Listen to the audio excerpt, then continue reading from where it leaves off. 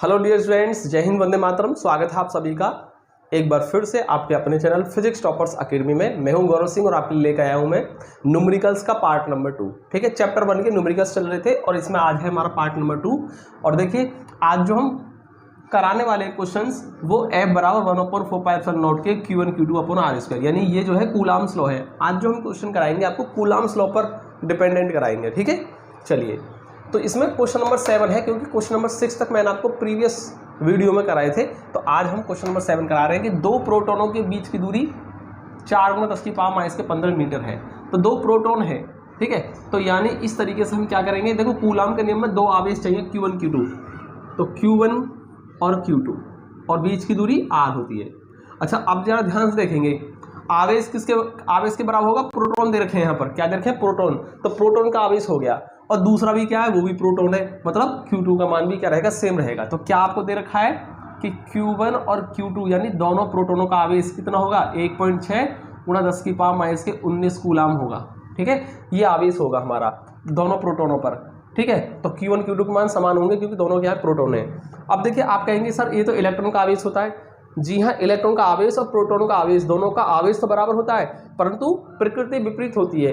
कैसे, इसमें देखो प्रोटॉन है तो ये प्लस का होगा, और अगर यही होता है इलेक्ट्रॉन के लिए तो इस वैल्यू को आप क्या लेते, नेगेटिव लेते। पर माइनस प्लस को जो लेने की जरूरत नहीं होती है, हमको मालूम होता है, हमें केवल परिमाण की जरूरत होती है बस। ठीक है, तो Q1 Q2 हमारा कितना होगा, इतना, और बीच की दूरी स्मॉल r क्या दे रखी है, 4 × 10⁻⁻15 मीटर, ये दे रखा है। तो ये तो आपको गिवन वैल्यू है, और ज्ञात क्या करना है, आपको ज्ञात करना है। क्या ज्ञात करना, आपको वो लिखना है पहले। देखिए क्या करना है, आवेशों यानी इनके बीच लगने वाले बल को, तो बल आपको वैद्युत बल F निकालना है। ठीक है, और साथ ही साथ इस बल की प्रकृति भी बतानी है, बल बताना और साथ ही साथ प्रकृति भी बतानी है। ठीक है, चलिए तो कैसे करेंगे, देखो अब हम लिखेंगे हल। देखिए आपको वैसे तो डायरेक्टली आप चाहते तो वैसे भी कर लेते डायरेक्टली, लेकिन क्या है कि बोर्ड में आपको ऐसे ही जमा के करना है, स्टेप बाय स्टेप, यानी पहले दिया है लिखना है, फिर क्या ज्ञात करना है वो भी लिखना है, और फिर हल करना है आपको।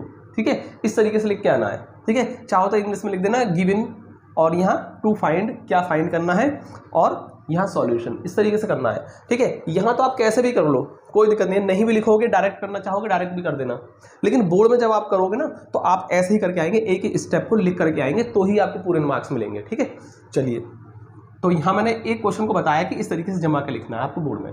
ठीक है, हल क्या करेंगे, देखो सूत्र कौन सा लगेगा इसमें, कूलाम का नियम कौन सा, F बराबर 1/4πε0।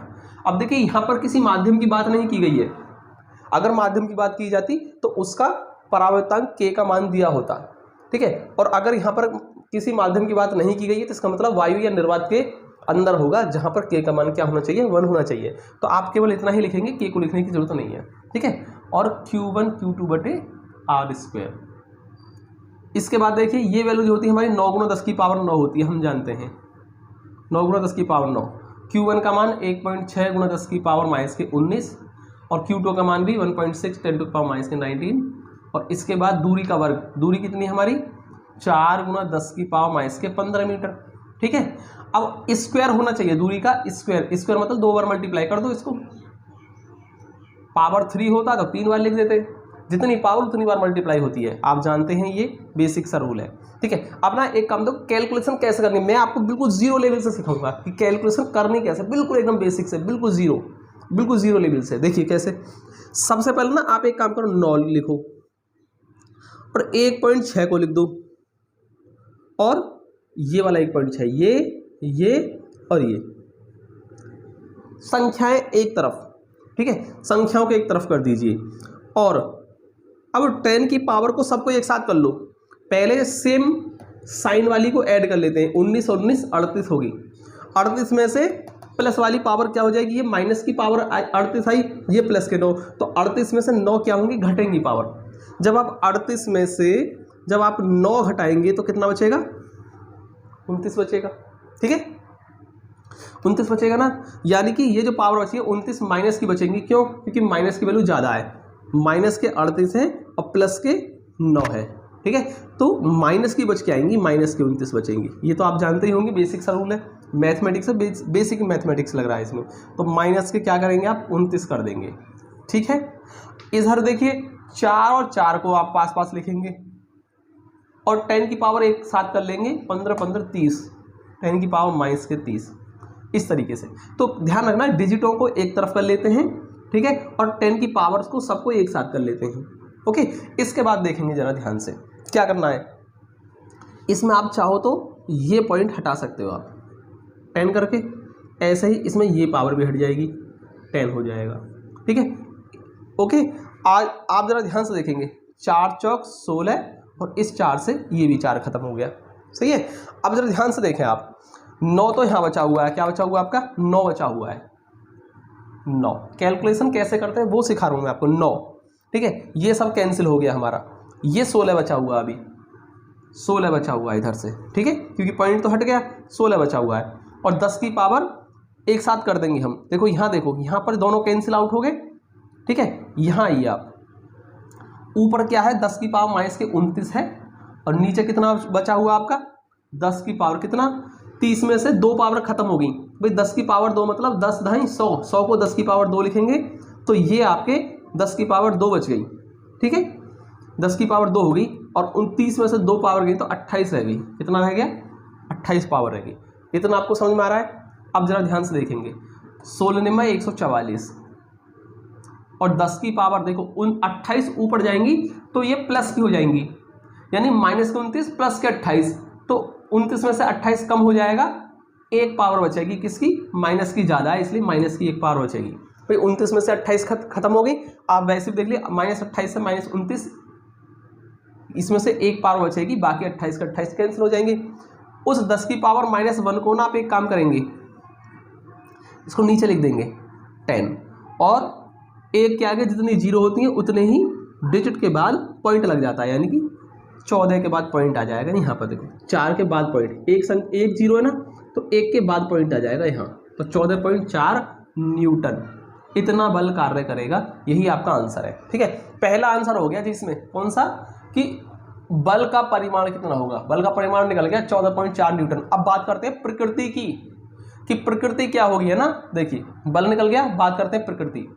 प्रकृति क्या होगी, प्रकृति मतलब आकर्षण का होगा या प्रतिकर्षण का। अब जरा ध्यान से देखिए आप, दोनों ही क्या है आपके प्रोटॉन है, प्रोटॉन मतलब दोनों ही धनावेश है, प्रोटॉन पर धनावेश होता है ना, दोनों प्रोटॉन है मतलब दोनों कैसे होंगे धनावेशित होंगे, धनावेश होंगे दोनों।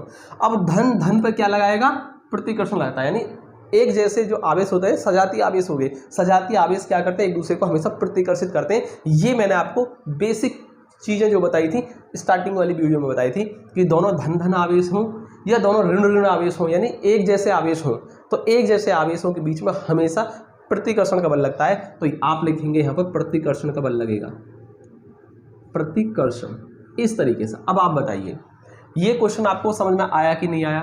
बहुत से बच्चे कहते हैं सर हमको न्यूमेरिकल सॉल्व करने नहीं आते, कैलकुलेशन नहीं आती, तो मैंने बिल्कुल एकदम बेसिक लेवल से, जीरो लेवल से आपको समझाने की कोशिश की है। आप इस तरीके से करेंगे तो हर क्वेश्चन को आप सॉल्व कर पाएंगे। तो कैलकुलेशन कैसे करते हैं वो मैंने आपको यहाँ सिखाया है, ठीक है। तो कैसा लगा आपको मेरा समझाने का तरीका, एक बार अगर अच्छा लगा हो तो लाइक करो भी, ठीक है। अब मैं लेता हूँ नेक्स्ट क्वेश्चन, क्वेश्चन नंबर 7। तो मैं क्वेश्चन नंबर 7 को लेता हूं। अगला क्वेश्चन है क्वेश्चन नंबर 8 स्क्रीन पर आपके सामने। क्या है क्वेश्चन को ध्यान से पढ़ेंगे, क्योंकि अगर क्वेश्चन समझ में आ गया ना तो आपको समझ में आ जाता है कि हमें करना क्या है। पहले क्वेश्चन ही समझना बहुत जरूरी है। 2 अल्फा कण परस्पर 0.1 एंगस्ट्रॉम की दूरी पर है। भाई 2 अल्फा कणों की बात हो रही है यहाँ पर, तो मैं दिखाता हूँ। देखो कैसे, सपोज करो एक अल्फा कण आपका ये रहा, ठीक है, और एक अल्फा कण आपका यहाँ है, 2 अल्फा कण है ये रे, ठीक है। 2 अल्फा कण परस्पर 0.1 कितना 0.1 एंगस्ट्रॉम की दूरी पर हैं। उनके बीच वैद्युत प्रतिकर्षण बल ज्ञात करना। देखो प्रतिकर्षण बल तो होगा ही होगा, क्यों होगा, क्योंकि अल्फा कण है, ये भी अल्फा कण है, यानी समान कण है, समान प्रकृति के होंगे दोनों। कैसे, धन धन आवेश होंगे, अल्फा कण पर धन आवेश होता है, ठीक है। तो धन धन आवेश क्या करेंगे, प्रतिकर्षण करेंगे, तो क्या रहेगा प्रतिकर्षण बल होगा, इसमें दे भी रखा है, ठीक है। वह वैद्युत प्रतिकर्षण बल गुरुत्वाकर्षण बल का कितने गुना होगा, यानी कि अब आपको क्या करना, दोनों अल्फा कणों के बीच में एक बार तो आपको वैद्युत प्रतिकर्षण बल निकालना है, और साथ ही साथ अल्फा कणों पर क्या होता है द्रव्यमान होता है, और जब 2 द्रव्यमान ठीक है, एक दूसरे से कुछ दूरी पर रखे होते हैं तो एक दूसरे पर क्या लगाते हैं, गुरुत्वाकर्षण बल भी लगाते हैं। तो कहने का मतलब क्या है, आपको वैद्युत बल भी निकालना है और गुरुत्वाकर्षण बल भी निकालना है, और फिर दोनों की तुलना करनी है कि जो वैद्युत बल है, इसमें क्या लिखा है देखो, प्रतिकर्षण बल वैद्युत बल का प्रतिकर्षण, यानी वैद्युत प्रतिकर्षण बल गुरुत्वाकर्षण बल का कितने गुना है। ठीक है, दोनों की तुलना करनी है एक तरीके से। चलिए बाद में देखेंगे, पहले हम पार्ट नंबर 1 को करेंगे कि वैद्युत प्रतिकर्षण बल निकालेंगे पहले। ठीक है, तो क्या दे रखा आप सबसे पहले लिखेंगे Q1, यानी पहला आवेश क्या है, अल्फा कण है। अल्फा कण पर आवेश, अल्फा कण पर आवेश जो कि कितना होता है, हमेशा 2e के बराबर होता है, ध्यान रखना 2e, यानी 2 × e, का मतलब 1.6 × 10⁻⁻19 कूलम। ठीक है, e का मतलब इतना होता है, ध्यान रखना अल्फा कण पर जो आवेश होता है ना, हमेशा 2e के बराबर होता है, ऐसा याद रखना। या इसको ऐसा लिख सकते हैं हम 16 दूनी 32, यानी 3.2 × 10⁻⁻19 कूलम, ऐसे याद रखना। 2e के बराबर आवेश होता है अल्फा कण पर, e का मान रखोगे तो कितना हो जाएगा, 16 दूनी 32, यानी 3.2 10⁻⁻19 कूलम हो जाएगा। इसी तरीके से दूसरा आवेश क्या है, दूसरा भी तो आपका अल्फा कण ही है, उसका मतलब इस पर भी क्या होगा, 2e के बराबर होगा, यानी 3.2 10⁻⁻19 कूलम ही होगा। और एक दूसरे से कितनी दूरी पर रखें, 0.1 एंगस्ट्रॉम की दूरी पर है। और दोस्तों एंगस्ट्रॉम का मतलब होता है 10⁻⁻10 मीटर। ठीक है, इस पॉइंट को यहाँ से हटा देंगे, 10 आ जाएगा, और ये ऊपर जाकर कितना हो जाएगा, 10⁻1 ऊपर जाकर के 11 हो जाएंगी पावर, इतना मीटर की दूरी हो गई। तो हमने क्या कर लिया, कूलम में, और इसको मीटर में कर लिया, यानी कि ऐसा सिस्टम में ले लिया सबको। ठीक है, अब देखो, अब हम करेंगे इसका आंसर सॉल्यूशन। ठीक है, कैसे सॉल्व करेंगे इसको, ध्यान से देखना जरा। पहले निकालेंगे वैद्युत प्रतिकर्षण बल। ठीक है, इसमें पहले वो लिख दीजिए क्या क्या ज्ञात करना है आपको। एक तो आपको निकालना है वैद्युत प्रतिकर्षण बल कितना होगा, और साथ ही साथ ना आपको गुरुत्वाकर्षण बल भी निकालना है।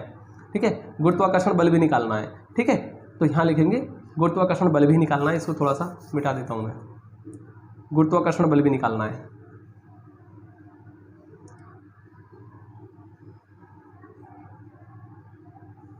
गुरुत्वाकर्षण बल, ठीक है, उसको एक तरीके से मैं Fg मान लेता हूँ, कोई दिक्कत तो नहीं है। इसको हम Fe मान सकते हैं, क्योंकि इलेक्ट्रिक फोर्स, ठीक है, वैद्युत बल मतलब इलेक्ट्रिक फोर्स Fe, और इसको ग्रेविटेशनल फोर्स Fg ऐसे मान सकते हैं। ये भी आपको निकालना, और फिर दोनों की कंपेरिजन भी करना है आपको दोनों का। ठीक है, चलिए इस तरीके से हम क्या करते हैं, इसका सॉल्यूशन करेंगे। देखो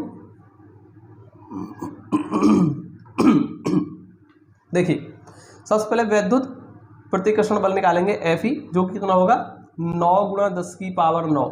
मैं डायरेक्ट लिख रहा हूँ कूलम के नियम को, क्योंकि 1/4πε0 का मान 9 × 10⁻9 होता है, मैंने लिख दिया डायरेक्ट। Q1 का मान कितना है आपका, 3.2 × 10⁻⁻19। Q2 का मान 3.2 10⁻⁻19, और दूरी का वर्ग, दूरी कितनी है आपकी, 10⁻11 स्क्वायर है इसका, इसलिए इसको 2 बार कर दो।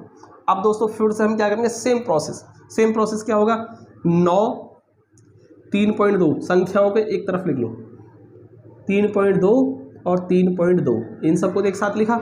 अब जरा ध्यान से देखेंगे, 10 की पावरों को एक साथ कर लो, 19 दूनी 38, 38 में से 9 गए तो कितने बचे, फिर से 29 बच गए। ठीक है, और 11 दूनी 22, 10⁻⁻22, फिर 11 दूनी 22 हो, 11 हो 11 22 हो गए ना माइनस के। चलिए आगे देखो, यहाँ देखता हूँ मैं कैसे करेंगे हम Fe, कैसे फाइंड करेंगे। देखो 3.2, 3.2 और 9, इन तीनों की मल्टीप्लाई कर लेंगे हम। ठीक है, कर सकते हो मल्टीप्लाई करना, तो कोई दिक्कत नहीं है, यहाँ मैं आपको कैलकुलेटर से कर देता हूँ। ठीक है, देखिए 9 और 3.2 और फिर से 3.2। ठीक है, तो जब हम इसकी मल्टीप्लाई करेंगे ये आएगा 92.16, 92.16। ठीक है, ये इतना आएगा। ओके, और देखिए अब 22 ऊपर जाकर प्लस के 22 हो गए, तो -29 और प्लस के 22, यानी कि -29 + 22 मतलब 29 में से 22 खत्म हो जाएंगे, तो कितना बचेगा 10⁻⁻7 बचेगा।